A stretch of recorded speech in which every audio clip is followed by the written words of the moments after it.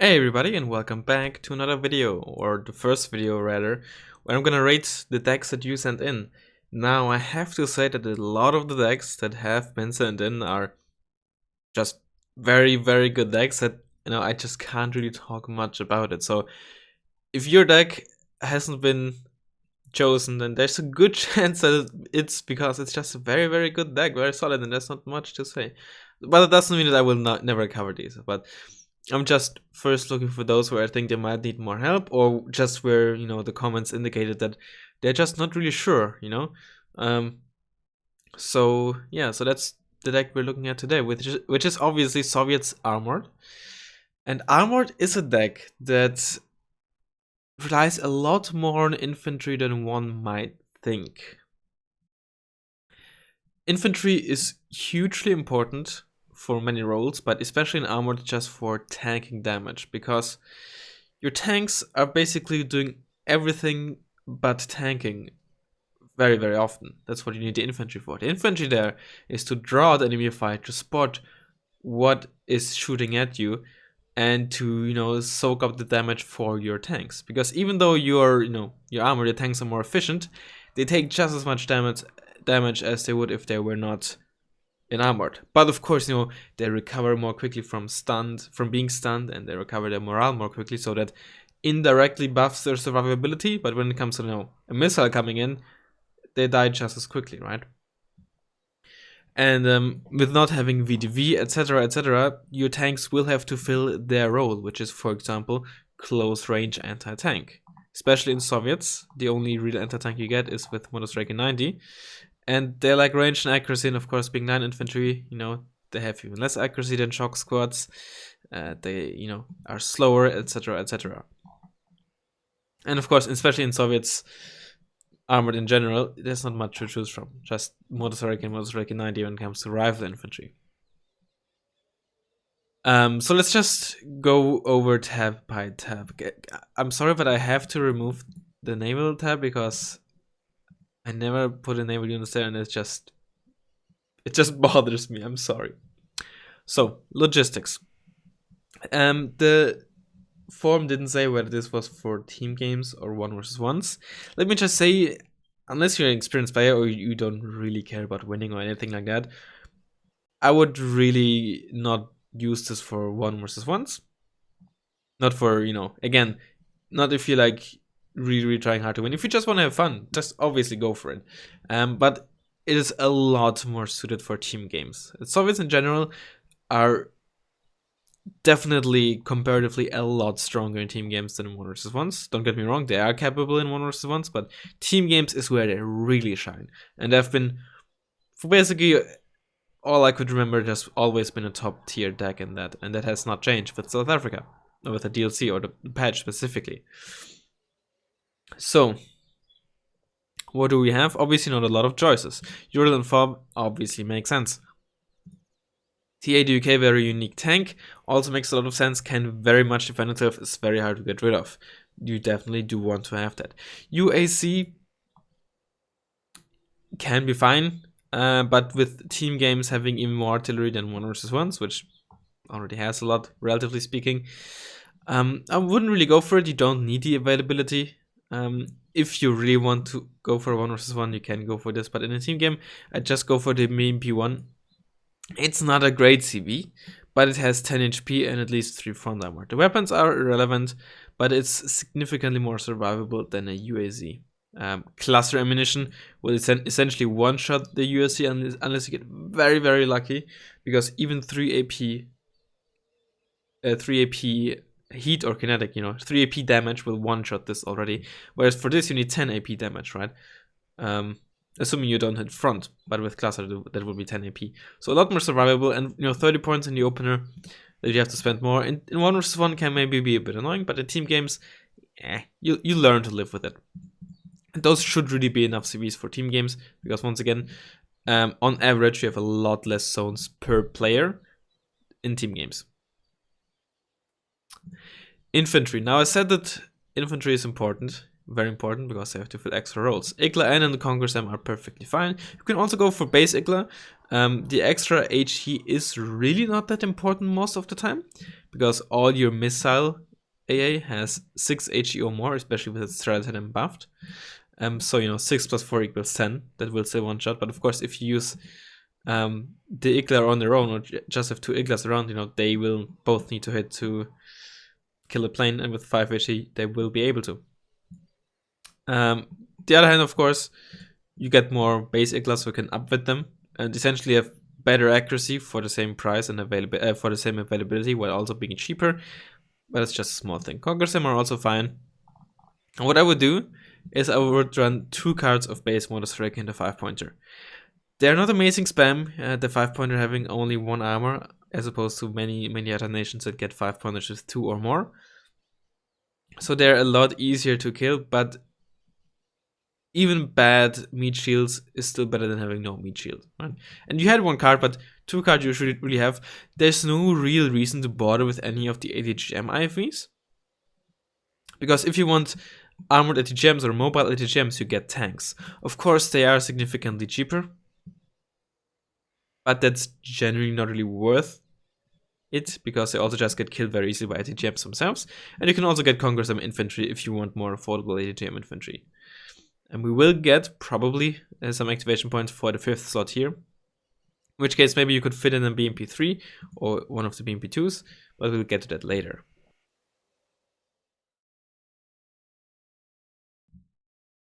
Alright. Support tab. Buratino, good choice. Very strong. In the past, obviously, people have preferred the Jurgen, but for one, the Jurgen has nerfed, and secondly, you don't even get it in Armored. Very good to stun an enemy tank formation and just roll in with your autoloader tanks and bully them. And sometimes even just for killing.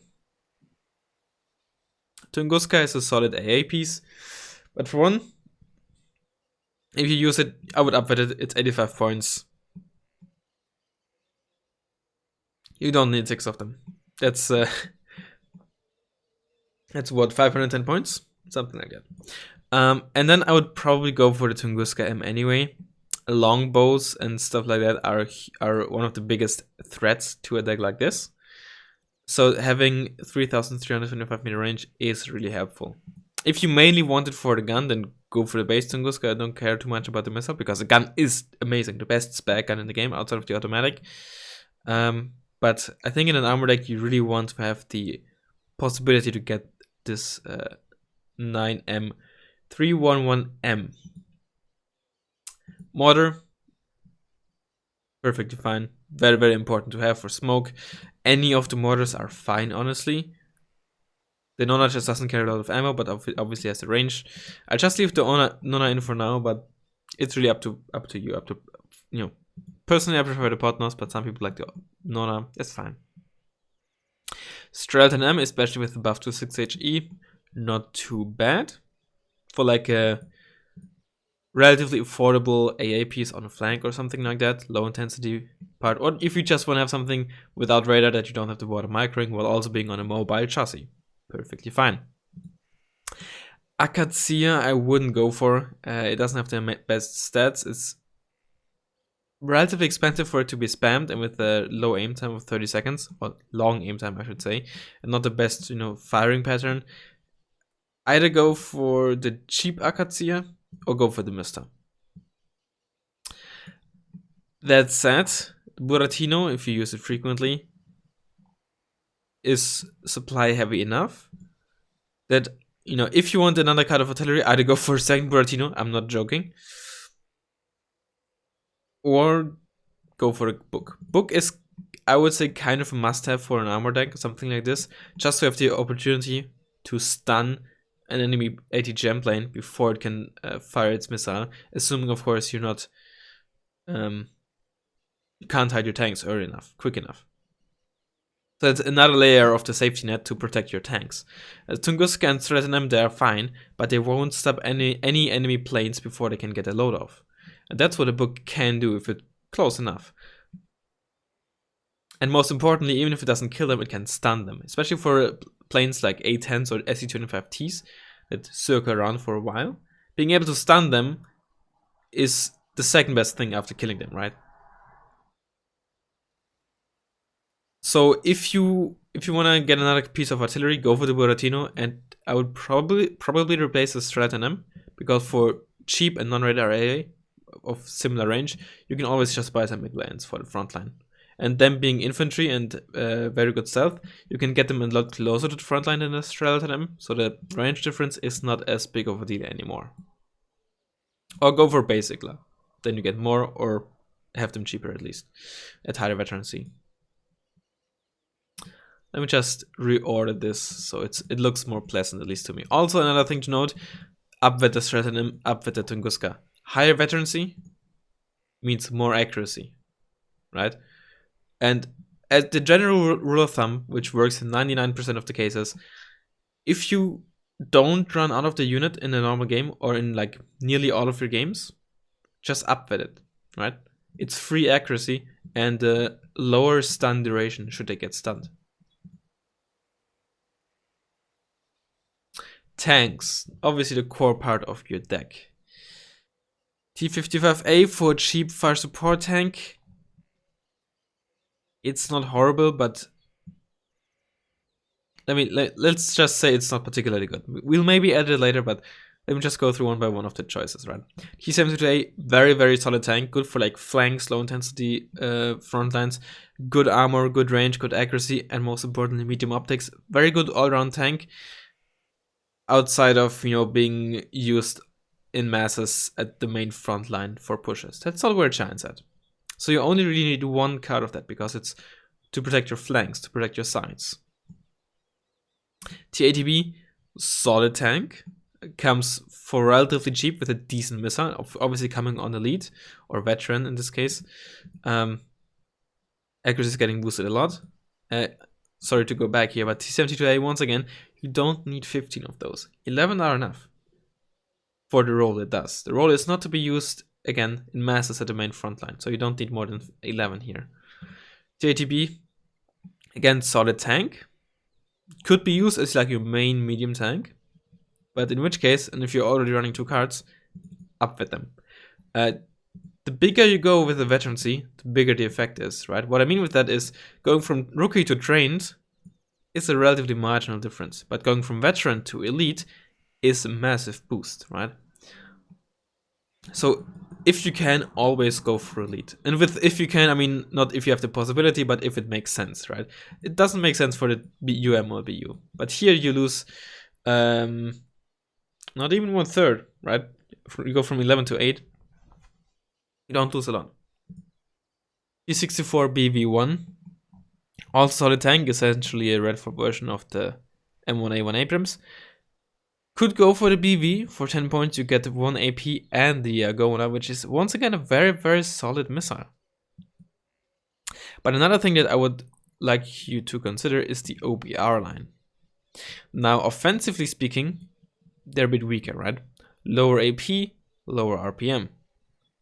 However, you get more armor all around, especially top armor. You're faster, and what is not shown, you have a bit more acceleration, and you come with the sphere already at 110 points. You don't have a stabilizer, but you have good range, good base accuracy, and good AP, and you're fast. So that's something to consider. OBR 89 is a favorite of mine, just in a very, very solid price, AP and armor spot. 20 armor, 20 AP, like the M1A1H Abrams, and of course it has only 8 RPM, but comes with the sphere. But once again, very fast, good autonomy, good armor all around. And while Redford tanks, and especially the T72s here, have a relatively low accuracy and stabilizer, coming on elite or at least veteran massively boosts that. So it's something worth considering. Another, of course, BU and UM, especially for team games, kind of must, and there's no point in getting them on elite. Now there's a few more tanks that are definitely worth bringing up. Number 1, of course, the base T80, especially with the Buratino, very, very good. It's fast, 9 RPM auto-loaded, and 13 armor. It's the cheapest tank for Soviets that fills all of those criteria. Only the T64A is cheaper and has 9 RPM auto-loaded, but only 11 front armor. Of course, 13 front armor means that no matter how high the AP of an incoming kinetic weapon is, which means any tank really, you will survive at least 1 shot. And that's crucial, because dying in 1 or 2 shots is obviously a massive difference. And if you go up against heavy tanks, heavy Abrams as heavy Leopards, you don't need to be particularly close for them to already reach 30 AP. Now, sometimes people think that 30 AP only matters for deep forest fights, but that's not the case. So your opponent needing 2 instead of 1 shots is huge, because that allows your other tanks to move in even closer and then get that damage up. So let's think about this, right? Oh yeah, sorry. Other tanks. Basic 72 got buffed by 5 points. Good cheap fire support tank if you want that. T64B also got buffed by 5 points. But I don't think you need this in this deck. It's worth running, especially if you want a cheap all-round tank and that also has a missile for long-range engagements. Don't think you really need this in this deck though. T55A you can use for very, very cheap fire support, but generally you don't really need it that much, because typically you always want to have a Buratino around for the high-intensity fights, so you panic and damage a lot of stuff, so direct fire support for cheap, not really necessary. So how would I build this deck? I would definitely put in one card of the OBR89. It's just a very, very solid, especially defensively speaking, tank that for the price point, quite a tough nut to crack. Good armor around means that also cluster or laser guided bombs are gonna have a tough time dealing with this at full HP. And having a one card should maybe be enough. And having a sphere, of course, is also very nice. If you want a high AP tank for relatively cheap, the BB1 is a good choice, especially given that it also has 9 RPM. But if you look at the armor profile, less side armor, rear armor is mainly irrelevant, but side and top armor are significantly weaker, besides front, of course, but that's the obvious thing. But side and front top armor are to be considered when when it's about laser guide bombs and cluster ammunition. Now, given that you should always work around with the Buratino, speed is important, but basically all of the tanks you have choice you can choose from do have good speed. So that's not something that is hugely important. I'm obviously ignoring T62s and T55s, but they shouldn't really be used in that role. Now you can do something like 2 BVs or even 2 BV1s like we had before, but in this case, upvet them. If you take 2 cards off a tank like this, upvet them, unless for some reason you want to go in like all in with BV1s and only buy the other tanks once you're out of them, then I guess you can run 2 of them down with it. But again, the difference between veteran and elite is huge. And you had T80Bs before, I'm gonna keep them in. They're fine. You're just like the T80, of course, they have 9 RPM, 16 AP, and even 14 front armor. The only thing is just for 10 points more, their gun is just the same, right? And especially if you operate together with the Buratino, you want to rush down the enemy tanks that are panicked and stunned, then the gun is mainly what matters. But since the next best ATGM tank is the OBR89, I think it would also be nice to have a cheaper ATGM tank available. And then the T72A, again for your flanks. This is not an offensive tank, this is a flank tank. Use this on, again, let's say there's a 1 pointer on the side of the map, where most people, or where you can be relatively sure, alright, the opponent is not really gonna push there because it's, not a lot of value, but you obviously don't want to leave it undefended. You get one of those tanks and a bit of infantry, right? And the tank is good enough for spotting stuff early enough and not getting ambushed too easily by Recon units. That's where you use this. Right, that's a solid tank type. UM and UBU are of course obvious, right? But all of these have been upvoted because, for one, coming on elite, and like I said before, elite veteran, huge difference. But also you have so many slots that the loss in availability is made up by the fact that you get a lot more tanks in the tab as a whole, right? Now, Recon tab. Mi-24A, do not use this helicopter. It's an awful helicopter, right? It's not even just, the Flater versus Valanga is honestly irrelevant. The main thing is NSVT versus Yak-B. NSVT is not useless, but close to being useless versus a lot of targets. The Yak-B, however, is an absolutely amazing gun on a helicopter. Can shoot at anything that isn't a plane. Literally, right? It doesn't matter how much armor the enemy has, the Yak-B is able to fire. Of course, it's not going to do too much damage versus 28 front armor or something like that. But you can still fire at it, potentially stun them, potentially crit them. deal morale damage. Has a lot more range and a lot higher rate of fire, more HE, more accuracy. It's just all around is so much better gun. That said, you don't need this. You don't need Razzmann and an MI-24. If you want an MI-24, you get one of the helicopter tab, and Razzmann are so fragile and weak, there's no point in doing an offensive helicopter drop with them. They're purely meant for spotting. They're borderline useless versus anything that isn't like a 5-pointer. So they can't really hold on to themselves. And this is very, very expensive, right? Even with the 24A, very expensive. And the 24A is just a glorified MI8. So I wouldn't bother with this. Especially if you only want to run one card, you want the most important Recon infantry is the one on the ground. Getting them in a helicopter is a nice bonus, but you always want to have at least one on the ground. Now you have the choice between MTLB and the Ural.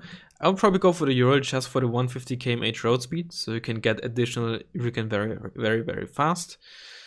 And I might even consider running a second card. But before we do that, MI2, good choice. BRM1K, horrible choice. Exceptional optics are fine and all, but the problem is the BRM1K is a vehicle. It has only medium stealth. So that means that enemy Recon infantry or anything with very good optics or even better is gonna spot this even if it sits in a bush relatively early.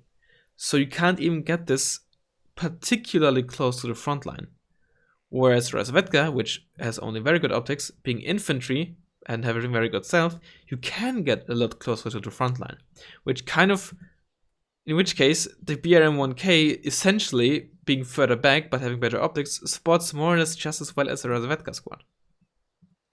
Plus, you only get 4 of them, they're expensive, and the gun is useless. So, for your own sake, don't bother with those.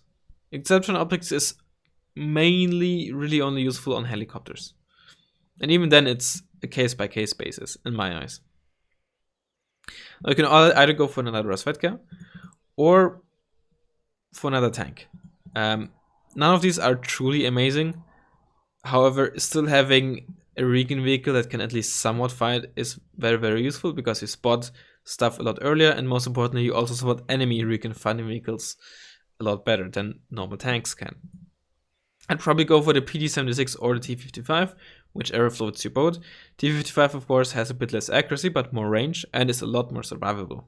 But the PT-76 is just a lot cheaper. In this case, I'm just going to go for the T-55. Again, it's not an amazing Recon tank, but it is still a Recon tank. The other PTs are not particularly good because being very good optics Recon vehicles, sure they spot better, but they're a lot more expensive and also have a lot less availability. And honestly, offensively speaking, they're still really, really bad. We still have 2 points left over, but let's just save them for now. Vehicles. Gee, hold on. Oh yeah, I just remembered, I forgot something. Yeah, we'll get back to this later. I forgot you have the PTRT. We'll get back to this in a bit.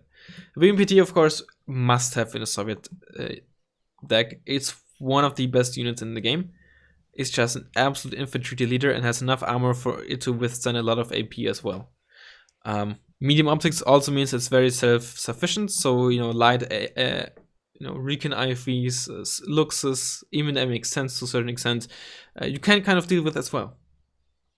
Yeah, the only thing that I would really recommend, if you use this in a forest, which is one of its prime, positions to be in, turn off this 2A7A, because it will always use this over the autocannon, but the autocannon, if it can fire, has just much, much better DPS, especially against vehicles, because, this one doesn't have HE. But it will, of course, always fire AGS-17 plus either this or the autocannon. It cannot fire autocannon and HE gun at the same time. What you can do, if you want to really, really micro hard, what you can do is have it fire with the main gun, turn it off, fire a burst or two with the autocannon, and during which this gun will be reloaded, and then you turn this on again and repeat vice versa again and again. Sturm, again, not necessary. You have ADGM carriers in the form of tanks and the Conquer-Sam infantry. TO-62, very, very niche unit. Typically, you can get a lot of value out of them, but they're micro-intensive if you really do want to get that value. but they're gonna be niche. Don't rely a lot of them. They can have their role, but get one of them upgraded, and every now and then you might want to use one of them, but they're not particularly good. Afghansky for base defense or something like that can be alright. Has also short burst length, but if you want something like that, sure, it's fine.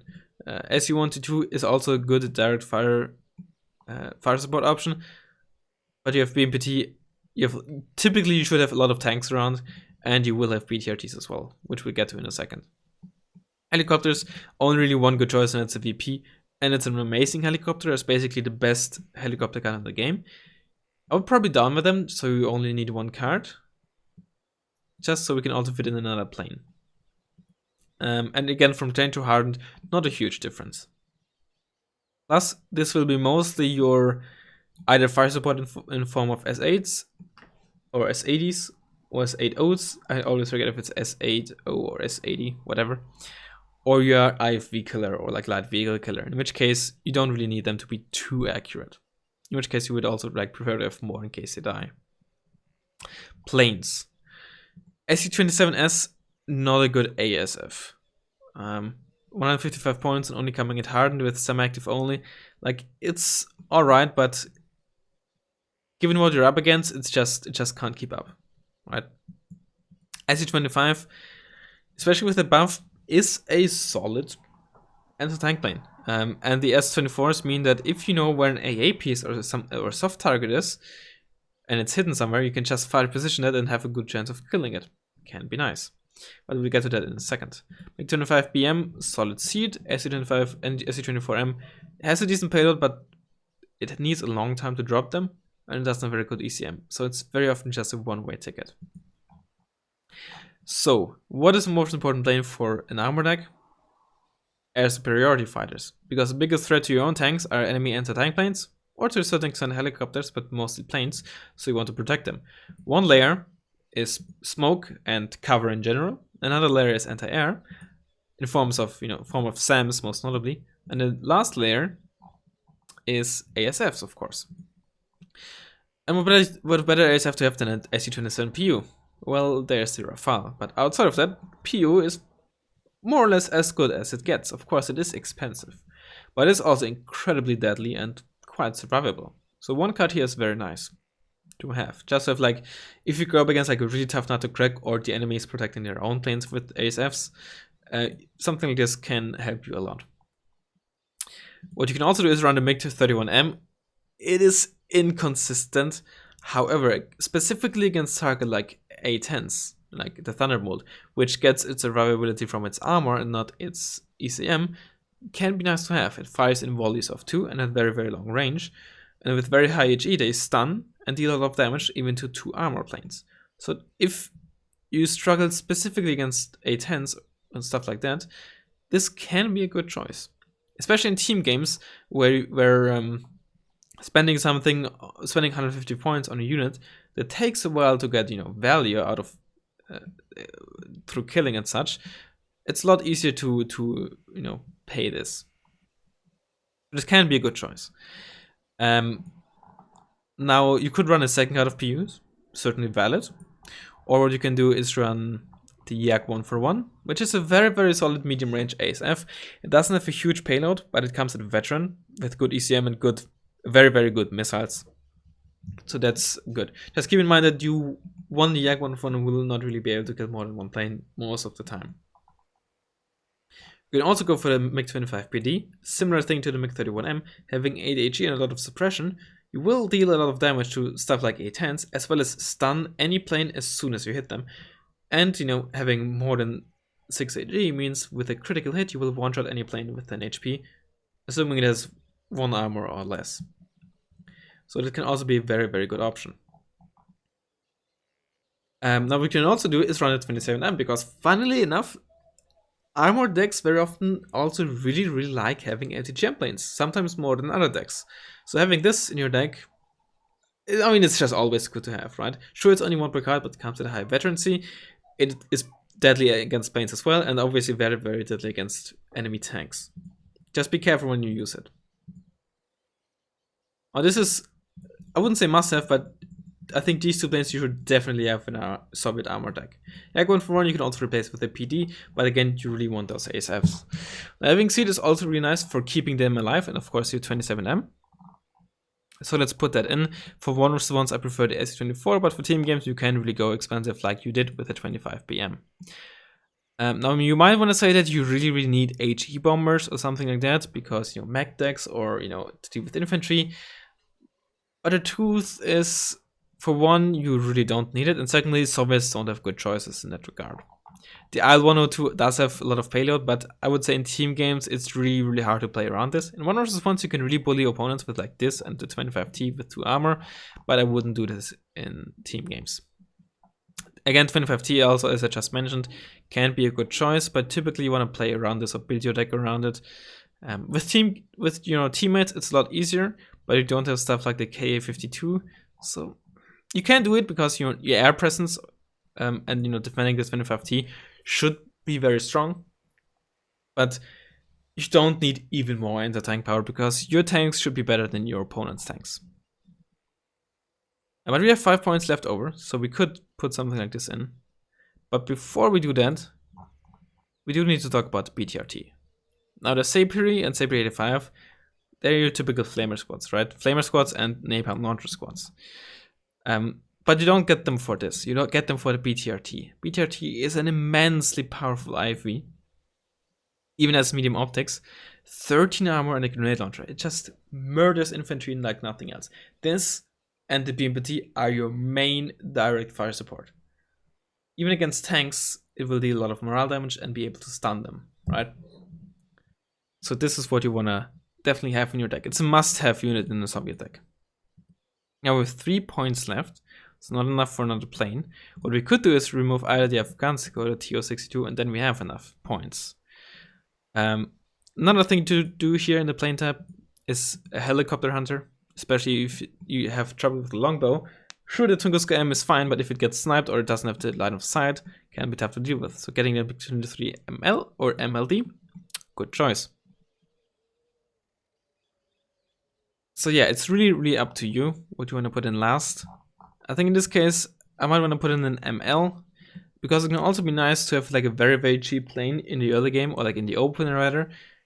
If we don't want to commit to like a heliborne opener, or don't want to commit to buying an ASF, just buying like a cheap, very fast, scout for planes or helicopters can be really nice to have. Or if an opponent manages to sneak around a helicopter on the flank, being able to buy this to scout for it and potentially kill it, really useful. And should you play this in 1v1, then for an armor deck, this is also kind of a must-have. Alright, well, this is the deck. Keep in mind, Buratino is key. If you want to push a heavily fortified position, Buratino it first, and make sure to not fire unless you really, and you don't need it for anything else in the next 2-3 minutes. Fire this in salvos of like 7 to 10 missiles, depending on how much there is.